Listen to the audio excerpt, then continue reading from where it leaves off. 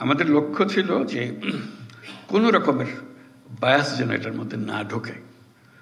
অনেক সময় শত প্রচেষ্টা সত্ত্বেও বায়াস ঢুকে পড়ে নিজের উপরে যদি ছেড়ে দিই।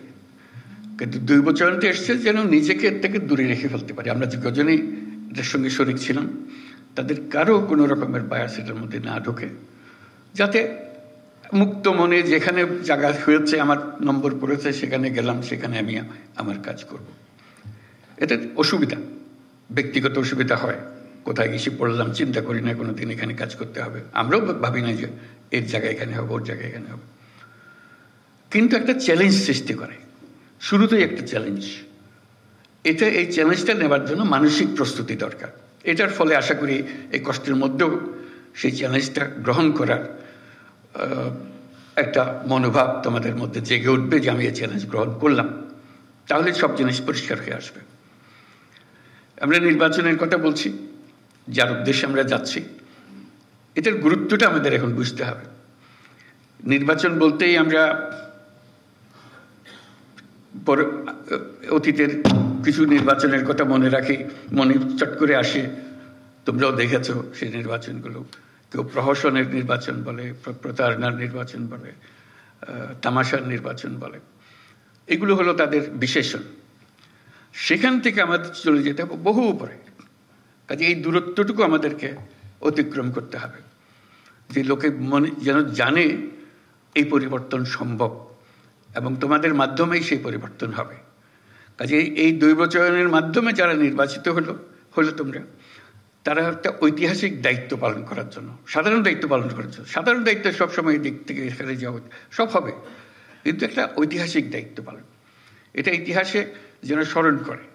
এখানে তোমরা অনেক কথা বলেছ, তার মধ্যে বাইরের যারা পরিদর্শন করবে, আসবে, পর্যবেক্ষণ দল আসবে, তারা আমাদের খুদ ধরার চেষ্টা করবে, আমাদের এটা হয় নাই, ওইটাই ভাবে হলে ভালো হতো বলবে। এবারের নির্বাচন হলে এমন নির্বাচন, তারা স্মরণ করবে বাংলাদেশের নির্বাচনটা আমরা দেখেছিলাম, এটা এরকম। তারা নানা দেশে এটা বলবে, এরকম একটা নির্বাচন তারা এটা দৃষ্টান্ত হিসেবে নিয়ে যাবে তাদের মাথায়, বারে বারে বলবে এই নির্বাচনের মতো নির্বাচন আমরা কখনো দেখিনি, আমরা এই কাজ করি, এটা আমাদের একটা পারদর্শিতা আছে। কিন্তু এখানে যে নির্বাচন দেখে গেলাম সেটা আমাদের একটা স্মরণীয় পরিদর্শন হলো, আমাদের স্মরণীয় অভিজ্ঞতা হলো, সেই অভিজ্ঞতা আমরা এখান থেকে নিয়ে যাব। সেই ধরনের একটা নির্বাচন আমরা করে যেতে চাই। আরেকটা বিষয় হলো, এটা সাধারণ নির্বাচন নয় যে 5 বছর পর পর একটা নির্বাচন হয়, দেশের সরকার পরিবর্তন হয়। এটা রুটিন একটা কাজ। এবারের নির্বাচনে যেটা আন্ডারলাইন করা বারে বারে দরকার, এটা হলো গণ অভ্যুত্থানের পরবর্তী নির্বাচন। গণ অভ্যুত্থানে যারা শরিক হয়েছিল, আমরা যারা এর সঙ্গে আছি, যুক্ত আছি, এটা তাদের আদর্শ, তাদের স্বপ্ন বাস্তবায়নের ক্ষেত্রে সেই বাস্তবায়নটা আমাদের এই নির্বাচনের মাধ্যমে আমরা করে যাব। যে এই নির্বাচন তোমরা যে স্বপ্ন দেখার মাধ্যমে জীবন আত্মত্যাগ করেছ, সেই আত্মত্যাগের পেছনে যা যা তোমাদের মাথায় ছিল সেটাকে আমরা এখন স্থায়ী রূপদান করতে যাচ্ছি। এটা বলতে গেলে গিয়ে ভূমিকম্পের কথা মনে হয়। আমরা গত রাত্রে কিছু ভূমিকম্প নিদর্শন পেলাম। ভূমিকম্পের প্রসঙ্গ আসলেই বিল্ডিং কোডের কথা মনে আসে, যে বিল্ডিং কোড ঠিক আছে কিনা, মানতেছে কিনা। এই যে নির্বাচন এটা বিল্ডিং কোড তৈরি করার সুযোগ, যে আমাদের যে সমাজটা তৈরি হবে তার বিল্ডিং কোডটা কি হবে। যত বড় ঝাঁকুনি আসুক এটাকে নাড়াতে পারবে না। এই নির্বাচন সেই নির্বাচন যেখানে বিল্ডিং কোড তৈরি হবে। যারা বিল্ডিং কোডটা তৈরি করবে তাদের হাতে এই দায়িত্ব দেওয়ার জন্য। তার সঙ্গে যে গণভোট আসছে, এটা শুধু 5 বছরের নির্বাচন, সনাতন নির্বাচন তা না, এটার একটা বড় গুরুত্বপূর্ণ জিনিস হলো গণভোট। সেটা হলো বিল্ডিং কোড। এই বিল্ডিং কোডটা আমরা তৈরি করে দিয়ে যাব, যেটা শতবর্ষ ধরে এই দেশকে, এই জাতিকে সামনে এগিয়ে নিয়ে যাবে। কাজে এই দায়িত্ব, এই ঐতিহাসিক দায়িত্ব যে পেয়েছ, এটার জন্য আল্লাহর কাছে শুকরগুজারি করো যে আমাদেরকে এই দায়িত্ব পালন করার সুযোগ দিয়েছে। আমরা সারা জীবনে যখন জীবনে কি করলাম সেটা বিচারে বসবো, এটার জন্য 1 নম্বরে আসে যে আমি এটাতে শরিক ছিলাম, এই বিল্ডিং কোড তৈরি করে দিয়ে এসছি বলে আজকে দেশটা আমরা পেয়েছি, আমাদের সন্তানদের কাছে এই দেশ অর্পণ করে যেতে পারছি। কাজে ওই ঐতিহাসিক ভূমিকাটার কথা স্মরণ করো। এই যে আজকে এই দায়িত্ব পেলে, এটার জন্য আল্লাহর কাছে শুকরগুজারি করবো আমরা সবাই, যে এই দায়িত্ব, ঐতিহাসিক দায়িত্ব পালনের সুযোগ আল্লাহ আমাদেরকে দিয়েছে। অন্য কেউ দিতে পারত, কিন্তু আমরা এই দৈবচয়নের মাধ্যমে আমরা এই সুযোগ পেয়েছি, এবং এমন বিল্ডিং কোড তৈরি করে দিয়ে যাব যাতে এই জাতি কোনোদিন আর হেলতে না পারে, তুলতে না পারে, শক্ত মজবুতভাবে থেকে যাবে। সেটাই হলো আমাদের চ্যালেঞ্জ এই নির্বাচনের মধ্যে যেটা আছে, আমরা যেটা করতে চাচ্ছি। 5 বছরের নির্বাচন, সনাতন নির্বাচন, সেটা হচ্ছে একটা ভিন্ন নির্বাচন। আর তার সঙ্গে আছে শতবর্ষের নির্বাচন, ওই যে বিল্ডিং কোডের কথাটা বললাম। এই দুটো একত্রে এটার মাহাত্ম্য, এটার গুরুত্ব অনেক অনেক বেশি। সেই জিনিসগুলো ধরে রাখা, কিভাবে আমরা করব, সেই জিনিসগুলো বুঝের মধ্যে নিয়ে আসা, যে আমরা গণ-অভ্যুত্থানের স্বপ্ন বাস্তবায়নে আছি। এভাবে আমি বলেছি যে এটা আমাদের ধাত্রীর কাজ করতে হচ্ছে, তাই নতুন বাংলাদেশ জন্ম লাভ করবে এই নির্বাচনের মাধ্যমে। এই নির্বাচন আমাদেরকে নতুন বাংলাদেশের দরজা খুলে দেবে। তো কাজে নতুন বাংলাদেশের যে জন্ম হবে, এই আমাদের যারা এখানে উপস্থিত আছি তাদের ভূমিকা হলো ধাত্রীর ভূমিকা, যে আমরা যেন সুন্দর সুষ্ঠু সেই জন্মটা দিতে পারি তাদেরকে, সেই ভবিষ্যৎ বাংলাদেশে। নতুন বাংলাদেশ তো নিজে নিজে আসমান থেকে আসবে না, আমাদের হাতে তার জন্ম লাভ করবে। এই জন্ম লাভের প্রথম সূত্রটা হলো, প্রথম স্থানটা হলো তোমাদের হাতে, যেটা এই নির্বাচন করতে যাচ্ছ। সেটা করার জন্য আমরা কিভাবে করতে পারবো সেটা জানা, যে আমরা এটা দীর্ঘমেয়াদের এক জিনিসের তৈরি করতে যাচ্ছি। এই সময়টুকু, যেটুকু সময় নির্বাচনে, মাত্র ফেব্রুয়ারি মাসে নির্বাচন হবে, এটার গুরুত্ব এত বেশি। প্রতিদিন তোমাকে চিন্তা করতে হবে যে আজকে আমার কি দায়িত্ব, কি করবো আমি। এটাকে সর্বাঙ্গ সুন্দর নির্বাচন করার জন্য, মজবুত নির্বাচন করার জন্য, সবাইকে বোঝানোর জন্য, সবাই যেন একমত হয়। এটা তাকে জোর করে করানোর বিষয়ে আমরা যাব না। আমরা বলছি সবাই একমত হয়ে, একত্র হয়ে আমরা করব, দলমত নির্বিশেষে সবাই একমত হবে যে আমরা একটা নতুন নির্বাচন, নতুন বাংলাদেশ গড়ার জন্য আমরা আজকে তার জন্ম দেওয়ার মুহূর্তে এসেছি। সেই জন্মটা লাভ করবে। আগে একটা স্বপ্ন দেখেছিল গণ-অভ্যুত্থানের মাধ্যমে, আজকে বাস্তবের পথের মধ্যে আমরা তাকে উঠিয়ে দিচ্ছি। সেই নির্বাচনের মাধ্যমে আমরা যেন অগ্রসর হতে পারি, যেন দেখতে পারি কি আছে। স্বপ্নের মধ্যে যা যা ছিল আমরা সেটা করতে থাকবো। তার মধ্যে বিভিন্ন বিভাগ থেকে আমরা এসেছি, বিভিন্ন জেলার থেকে। এটা তার মধ্যে একটা প্রতিযোগিতাও যেন হয়। আমি বারে বারে স্বরাষ্ট্র মন্ত্রণালয়কে বলছি, শুধু দিয়ে দিলাম কাজে তা না, তার মধ্যে একটা আনন্দ থাকতে হবে, চ্যালেঞ্জ থাকতে হবে। সেই চ্যালেঞ্জ হলো যে কে প্রথম হলো, বিভাগে কে প্রথম হলো, 1 নম্বর কে হলো, 2 নম্বর কে হলো। এটা হাসি ঠাট্টার বিষয়, কিন্তু সিরিয়াস বিষয়। দেখলাম যে আমি 1 নম্বর হয়েছি, একটা তালিকা প্রকাশ করা। প্রতি মাসেও তালিকা প্রস্তুত করতে পারি, একবারই শেষ করে তালিকা, এবং সবাইকে জানান দেওয়া, এই 1 নম্বর, 2 নম্বর, এই 8 নম্বরে, এই 5 নম্বরে, এই 7 নম্বরে। দেখা কেন আমি পিছিয়ে পড়ে গেলাম, ব্যাখ্যা চাই, ব্যাখ্যা দেবে। তারপরে আমার উৎসাহ জাগবে, আমি ওদের ডিঙিয়ে যাব। কারণ এই ঐতিহাসিক মুহূর্তগুলোকে ছাড়া যাবে না।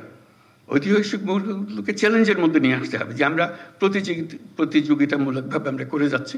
আমরা সবাই মিলে, আমরা একটা, আমাদের রাষ্ট্র আমাদেরকে এই দায়িত্ব দিয়েছে এই বিল্ডিং কোড তৈরি করে দেওয়ার জন্য, মজবুত করে ওটা ইঞ্জিনিয়ার ডিজাইন করে দিয়েছে। ওখানে আমাদেরকে ঢালাই করতে হবে, এটাকে ঢালাই করে তৈরি করতে হবে সেই জিনিসটা। সেই কাজটা আমাদের হাতে দিয়েছে, আমরা এটা করে যাব। সেই করার মধ্যে একটা প্রতিযোগিতা হবে, সুন্দর প্রতিযোগিতা হবে, কে কী করলাম। এবং সৃজনশীল হতে হবে। সব কথা কাগজে লিখে দেওয়া যায় না, মাথায় আসে না। কিন্তু এই লেখার ফাঁকে ফাঁকে তোমাকে সৃজনশীল হতে হবে। এই জিনিসটা আমি কিভাবে করব, এটা আরো সুন্দর করে করবো, জিনিস এটা দিয়েছে আমি এটাকে এইভাবে আরো সুন্দর করে করব। এই জিনিসটা মাথার মধ্যে রাখা। বিভাগে আভ্যন্তরীণ প্রতিযোগিতা হবে, সারা দেশব্যাপী একটা প্রতিযোগিতা। বিভাগে সবচেয়ে 1 নম্বর যে হবে, এই 8 বিভাগের মধ্যে 8 জন 1 নম্বরে হবে, তাদের মধ্যে দেশের মধ্যে সেরা কে হবে। এবং সেটার জন্য আমি আগেও বলেছি এই ধরনের এক সভায়, যে তাদেরকে রাষ্ট্রীয় পুরস্কার দেওয়া, যেটা এত বড় একটা কাজ করেছে, তার মধ্যে দেশের মধ্যে এটা সেরা ভূমিকা পালন করেছে, তাকে 1 নম্বর করে রাষ্ট্রীয় পুরস্কার, অন্তত মন্ত্রণালয়ের পুরস্কার যেভাবে সঙ্গতিপূর্ণ হয় এরকম পুরস্কার দেওয়া, 1 নম্বর, 2 নম্বর, 3 নম্বর। কাজে ওটা একটা আনন্দ, এমনিতে আমি করবই, এটাকে আনন্দের মধ্যে নিয়ে আসলাম, যে আনন্দের মধ্যে আমরা কাজটা করে যাব। এই আলোচনার মধ্যে শুনতে শুনতে আমার মনে আসলো একটা কথা। এটা হলো আনাজ, একজন শহীদ বালক। সে 10ম শ্রেণীর ছাত্র ছিল, সবার মনে আছে, সবাই দেখেছে তার চিঠি।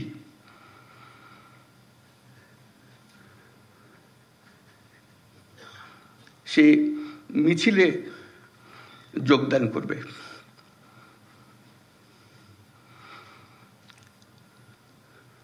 সে বলছে, মাকে বলছে, আমি স্বার্থপরের মতো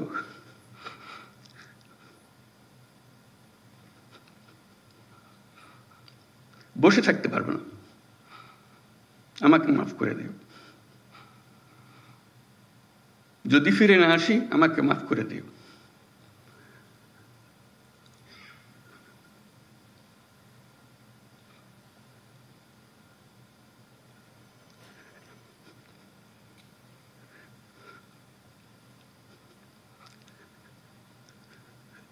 সে আনাজের বক্তব্য আমাদের কর্তব্য ঠিক করে দিয়ে গেছে।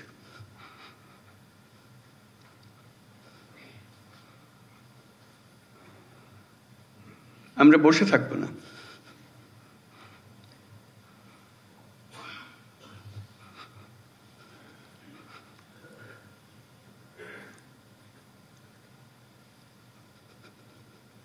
তার দায়িত্ব, সে যে দায়িত্ব আমাদেরকে দিয়ে গেছে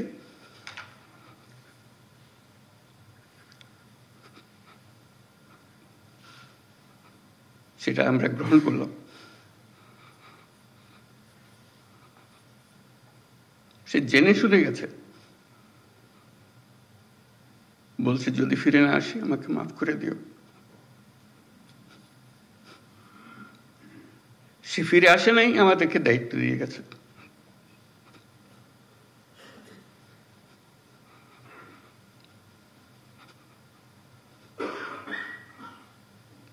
সেই কাপুরুষের মতো বসে থাকতে চাইনি,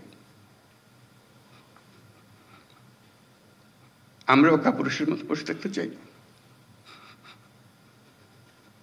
আমরা তার স্বপ্ন বাস্তবায়ন করতে চাই, এটি আমাদের দায়িত্ব।